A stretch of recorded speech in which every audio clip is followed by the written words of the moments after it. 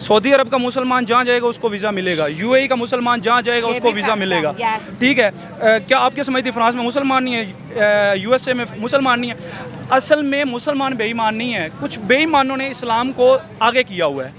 ठीक है, यानी कि अभी मैं आपको चलता हूँ, इधर दूध वाली दुकान है, लिखा हुआ है कि जो मिलावट करता है वो हम में से नहीं है, लेकिन उसकी दूध की दुकान में मिलावट है। तो हमारे खुद कॉल और फेल में फर्क है। हम सिर्फ इस रीजन में ऊपर पाबंदी वगैरह लगाए, हिजाब के ऊपर पाबंदी, तो ये तो गलत बात है, क्योंकि तालीम हर बच्चे का बुनियादी है। तो फ्रांस कर रहा है वो ठीक हुआ है। नहीं तो वो शुगल मेले के लिए जो जाते हैं वो फिर ना पहने, वो तो शुगल मेला है, तालीम के लिए तो हर कोई जाता है। अब अगर शुगल मेले के लिए वो जाती है तो वो ना पहने, इसलिए उम्मत मुस्लिम फ्रांस के फैसले को आप डिफेंड करते हो और इंडिया के फैसले को मैं ये कह रहा हूँ कि फ्रांस की जो किया है वो शुगल मेला था।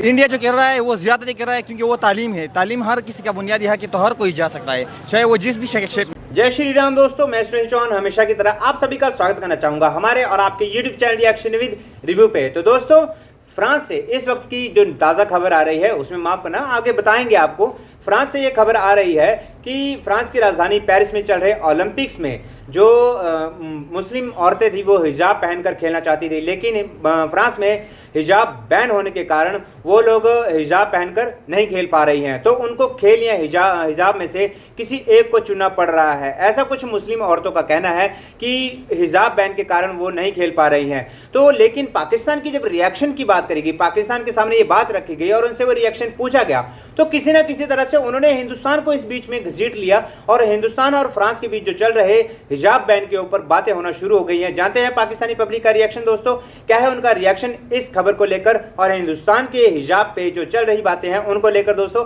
चैनल पर अगर नए हो, वीडियो अगर पसंद आए तो प्लीज यार वीडियो को एक लाइक, शेयर, चैनल को सब्सक्राइब करके नोटिफिकेशन बेल को भी प्रेस करना बिल्कुल ना भूलें। और दोस्तों, कमेंट बॉक्स में प्लीज रिक्वेस्ट करते हैं कि कमेंट बॉक्स में अपना रिएक्शन भी जरूर दें। तो चलिए दोस्तों, बिना देरी के वीडियो स्टार्ट करते हैं।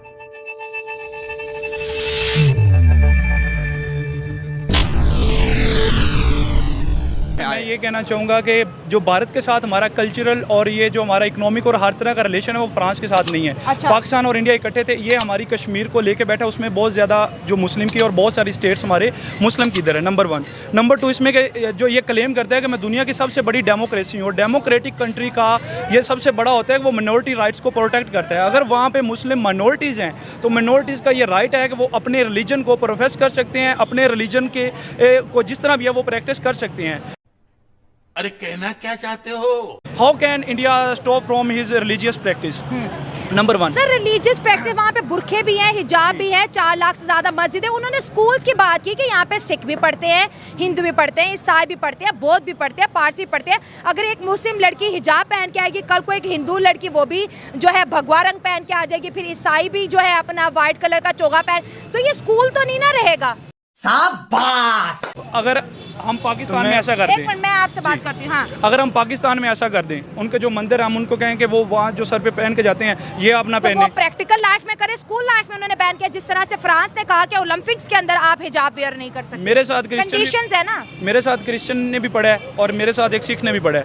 वो सिख अपना वो ऊपर जो बना के आते हैं वो उसी कंडीशन में आया है, और वो जो पहन के आता है क्रिश्चियन जो है उसका नाम था आर्च बुट्टा या इस तरह का नाम था, मैट्रिक के अंदर मेरे साथ वो पढ़ते रहे। आज तक हमारे किसी स्कूल ने, किसी टीचर ने, किसी प्रिंसिपल ने उसको नहीं कहा कि आप इस तरह की रिलीजन जो तो रहने दो फिर है वो अगर वो डेमोक्रेसी इसको कंसीडर करता है कि मैं दुनिया का सबसे बड़ा डेमोक्रेटिक मुल्क हूँ, तो उसमें इसको ये चीज़ें लेके चलनी चाहिए। लेकिन सेकुलरिज्म भी तो कहीं ना कहीं एग्जिस्ट करे। एक सेकुलर स्टेट का रिलीजन से कोई ताल्लुक वास्ता नहीं है। मैम देखिए, आप जो बात कर रही है कि फ्रांस ने ओलंपिक में जो हिजाब बैन किया, जी हिजाब बैन किए, सबसे पहले इसका जवाब ये है कि ओलंपिक जो है ये गेम है, इसके लिए लोग जाते हैं शुगल के लिए या सैर के लिए जाते हैं। हाँ। जो तालीम है या जो आप स्कूलों का कह रहे हैं, ये एक हर इंसान का एक बुनियादी राइट है। ठीक है, तो रुको जरा, लेकिन स्कूल के अंदर यूनिफॉर्म क्यों पहनते हैं? यूनिफॉर्मिटी की वजह से ही पहनते हैं ना, कि सब बच्चे एक जैसे नजर आए। लेकिन अगर कोई उसके ऊपर पाबंदी वगैरह लगाए, हिजाब के ऊपर पाबंदी, तो ये तो गलत बात है, क्योंकि तालीम हर बच्चे का बुनियादी है। तो फ्रांस कर रहा है वो ठीक हुआ है। नहीं तो वो शुगल मेले के लिए जो जाते हैं वो फिर ना पहने, वो तो शुगल मेला है, तालीम के लिए तो हर कोई जाता है।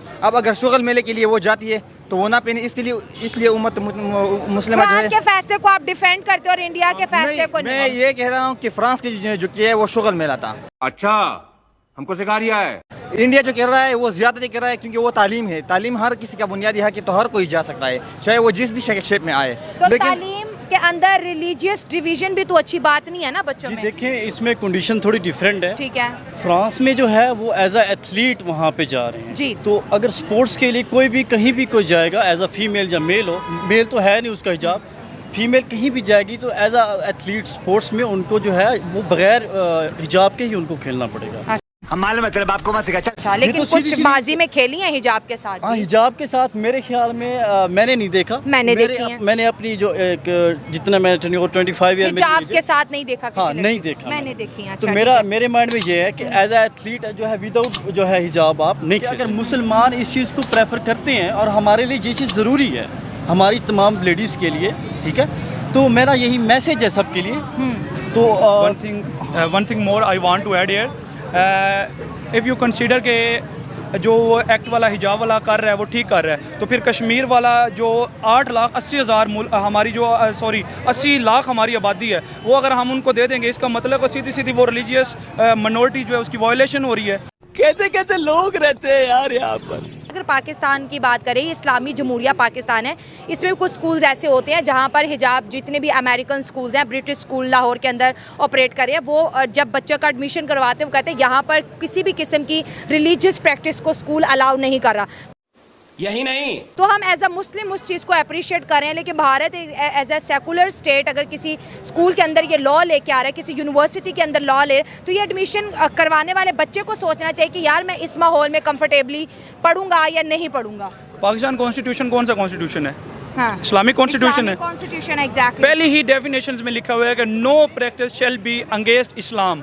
अच्छा, लेकिन अब अगर यूरोप की बात करें, मगरिब की बात करें या पाकिस्तान से बाहर की बात करें, अब लोग जो है इस्लामोफोबिया का शिकार हो गए और इस्लाम को लेके जो है लोगों के कवानीन बदल रहे हैं। जैसे हिंदू को वीज़ा मिल जाएगा, क्रिश्चियन को मिल जाएगा, एक मुसलमान और फिर वो पाकिस्तानी हो उसको नहीं मिल रहा। एक ये टच भी तो अब आ गया ना।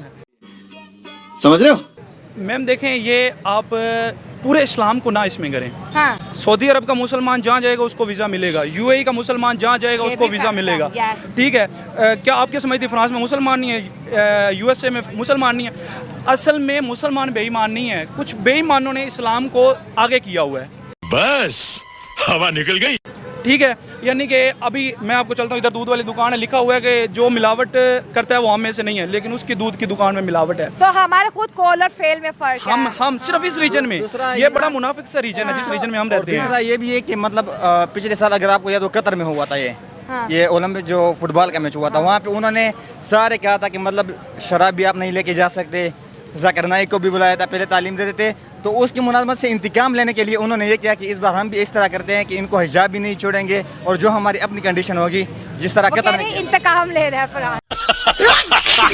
अच्छा, इसमें ना डेवलप्ड कंट्रीज़ जितनी भी हैं ना उन्होंने जो है जो इस्लाम को प्रोटेक्ट करने में और स्पेशल उन्होंने जो वॉर एंड टेरर के बाद मुसलमानों का जो एक इमेज उन्होंने अपने माइंड में बनाया हुआ है वो टोटली बहुत गलत है, क्योंकि उन्होंने इस चीज़ को सही तरह एंटिसिपेट नहीं किया कि इस्लाम क्या है और मुसलमान क्या है। एक कुछ जो है हादसात हुए हैं, इंसिडेंट्स हुए हैं जो मुसलमानों के हाथों भी हुए हैं और उनकी साइड से भी हुए हैं, तो वो कुछ मिस्टेक्स है। इसका ये मतलब नहीं है कि मुसलमान जो है टोटली खराब। दोस्तों, फ्रांस की राजधानी पेरिस में हो रहे ओलंपिक, लेकिन फिर भी इन लोगों को हिंदुस्तान को बीच में घसीटना होता है। कुछ भी हो जाए, देश के किसी कोने में भी अगर मुस्लिम लोगों के साथ कुछ भी हो जाए तो ये लोग हिंदुस्तान को किसी न किसी तरह बीच में घसीट लेंगे और सारा जो गलती का ठीकरा है वो हिंदुस्तान के सिर पे फोड़ देंगे। अब स्कूल को इन्होंने बीच में ले लिया। यार स्कूल की इसमें क्या बात आ गई भाई? स्कूल के लिए एक यूनिफॉर्म बनाया जाता है, उसमें अगर आप मर्जी से कपड़े पहनकर, चाहे वो हिजाब के हो, किसी धर्म के हो, कुछ भी हो, अगर वो पहनकर जाने लग जाए तो फिर फैशन शो और स्कूल में क्या डिफरेंस रह जाएगा? कुछ भी नहीं। तो इन लोग जो इतने बड़े होकर भी पढ़े लिखे हैं, इन लोगों को इतनी सी बात समझ में नहीं आ रही है कि उसके लिए स्कूल के लिए एक यूनिफॉर्म बनाया गया है, लेकिन फिर भी इन लोगों को मुस्लिम और हिंदुस्तान के बीच में कुछ ना कुछ तो मतलब फ़र्क निकालना होता है और हिंदुस्तान को बीच में लाना होता है। तो पेरिस ओलंपिक से चल रही इस बात को ये लोग हिंदुस्तान तक घसीट कर ले आए हैं। ये है इन लोगों की मतलब की सोच समझ।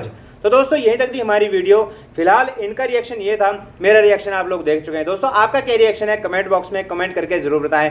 मिलते हैं आपसे नेक्स्ट वीडियो में, तब तक के लिए जय हिंद जय भारत।